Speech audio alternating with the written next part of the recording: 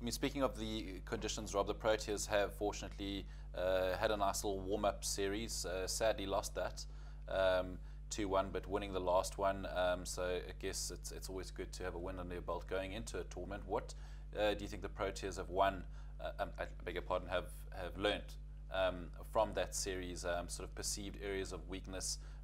What's personnel looking like from a sort of injury perspective as well? Look, it was incredibly useful exercise. They lost 2-1, but I'd still say it was a very useful exercise. What we noticed during the three matches was that South Africa seemed to progressively get better, which I think is quite encouraging. You know, there were plenty of wags during the dead rubber game saying, oh, well, you know, that's when South Africa are always likely to play well, and that's when England are likely to flop. And that is obviously true to some extent statistically. That does, you know, hold some sort of validity. But I thought South Africa played really well yesterday. I thought they got their balance right. I thought they suddenly looked like a sort of as if they had some strike power.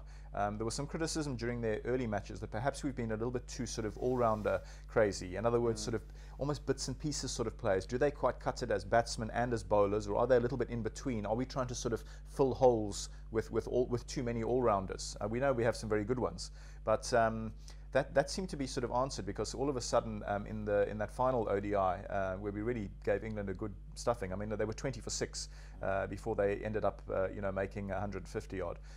So it's South Africa. It looks as though they've sorted out their new ball pairing, for instance, Kagiso Rabada and Wayne Parnell. Parnell was introduced, always an enigmatic sort of character, but he was introduced and he did really well. He actually got a little bit of shape both ways, and that makes him you know, quite a handful. So I think almost inadvertently in that final ODI, South Africa's 11 for the first game on Saturday is taking shape pretty quickly. I would suggest that the only change will be Imran Tahir, who we believe has a tight hamstring.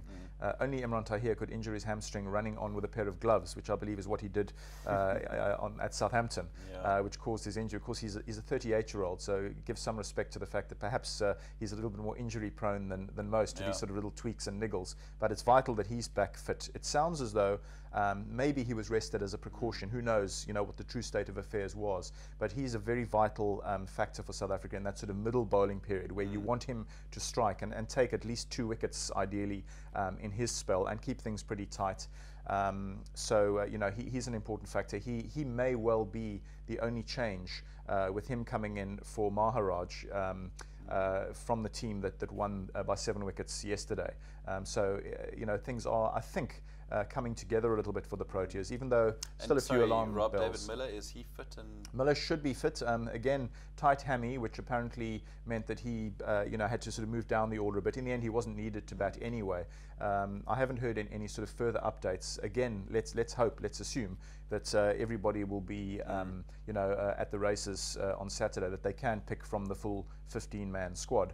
And that they can pick their best desired 11, because you know, on paper the Proteas are still a pretty formidable outfit, and I think they'll feel good about that consolation win. I think they'll certainly bank the fact that they certainly picked up a little bit of a head of steam, and that a lot of their efficiencies just got so much better. Their fielding had been pretty awful in the first 2 games.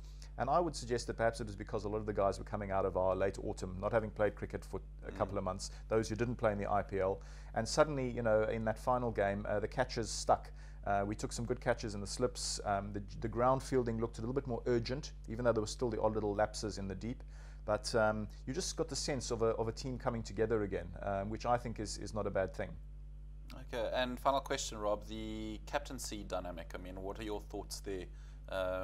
Some people, you know, feeling that Faf du Plessis would be doing a better job given his sort of recent track record. Yeah, look, that is an interesting one. We know that these days AB de Villiers has a debatable, I suppose, sort of you know, pick and choose his games sort of scenario, which is not ideal for the team ethic. I think the guys like the continuity. They probably like the fact that Faf is always in the mix. You know, he's always there and thereabouts. Whereas AB sort of you know, these days sort of rightly or wrongly flits in and out of teams and series. But you know, I've thought about it a little bit, and I was quite harsh on de Villiers when he made the decision to sort of start pick and choosing games in his sort of late career. But he does carry a few niggles these days, and he's got to. I suppose he does have to think about some sense of self-preservation that isn't necessarily selfishly motivated. We know that the treadmill is is just never-ending in cricket these days, and so I've sort of made peace a little bit with the fact that he sort of comes and goes. I think we have to value the player that he is, but in terms of captaincy specifically, look, it's awkward. They both have their strengths and weaknesses. De Villiers sometimes, we know that he has an issue with sort of meeting overrate requirements. That's a little bit of a concern. Is he going to get docked at some stage to the point where he has to sit out a game, for instance, which is the last thing we want, because he is still pretty much our gun player in that middle order. He was a little bit irked by the suggestion that there'd been some ball tampering in game 2, so he got on the wrong side of the umpires a little bit, which is not ideal. You don't want that sort of thing happening. People kind of make mental notes of these things, and Faf perhaps brings a little bit more sort of calmness and more of a sort of step back approach. So come the day when AB steps down, Faf will be a very seamless sort of inheritor of all the captaincy roles. But for the moment, I'm happy enough. I think there are still a few good aspects to de Villiers' captaincy strategically for the Proteas not to be too rattled by this sort of dual dynamic.